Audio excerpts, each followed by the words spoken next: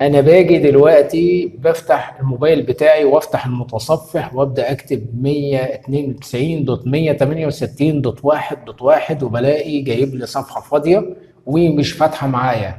تمام. وكذلك الامر لو شغال من على جهاز الكمبيوتر. تمام. وكتبت 192.168.1.1 من خلال المتصفح بتاع الكمبيوتر برضه بيجيب لي الصفحه فاضيه عشان عايز اغير باسورد الواي فاي، فمش عارف ادخل على صفحه الراوتر. كل ما بكتب الموقع بتاع الراوتر ما بيفتحش معايا، او الاي بي بتاع الراوتر مش بيفتح معايا. طب حل المشكله ايه؟ يعني بالبلدي كده صفحه الراوتر لا تعمل، بتجيب لي صفحه فاضيه. تمام. يعني اختنا هنا على جروب التليجرام الخاص بالقناه بتاعتنا بعتلي هنا السلام عليكم ورحمه الله وبركاته. تمام. لما بكتب في البحث كروم بكتب 192.168.1.1 علشان اغير الباسورد الواي فاي بيظهر لي كده. للعلم بكتب من على فون مش كمبيوتر، والله لو من على الكمبيوتر او من على الفون لو هتظهر. تمام. لو ضغطت كده هتلاقيه جايب لها اهو. تمام. جايب لها بالشكل ده كده. تمام. فانا رديت عليها وقلت لها على الخطوات اللي هتعملها، فبعد ما قلت لها على الخطوات راحت قالت لي تمام جزاك الله كل خير، يعني هي كده نجحت معاها. تمام. تعال احنا بقى نجربها واحنا مع بعض كده في الفيديو. تمام.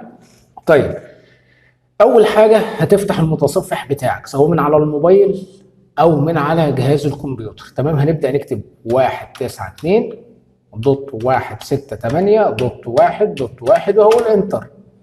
فتحت معايا الصفحه اللي اختنا كانت بتقول لنا عليها اهي. تمام. الاتصالك غير خاص. تمام. لو بصينا هنا اتصالك غير خاص، هي هنا من على الموبايل. تمام. وهنا من على الكمبيوتر، يعني ما فيش فرق بينهم. طيب، فانا قلت لها هتلاقي عندك اعدادات متقدمه.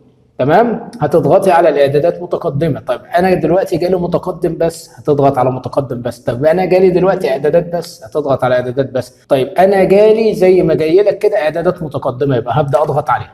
تمام. هتلاقي هنا بيقول لك ايه هذا الخادم مش عارف ايه والكلام ده كله. تمام. هنا هتلاقي حاجه اسمها متابعه الى 192.168.1.1. كل اللي عليك هتبدا تضغط عليها اهي. الصفحه فتحت ولا ما فتحتش؟ الصفحه فتحت.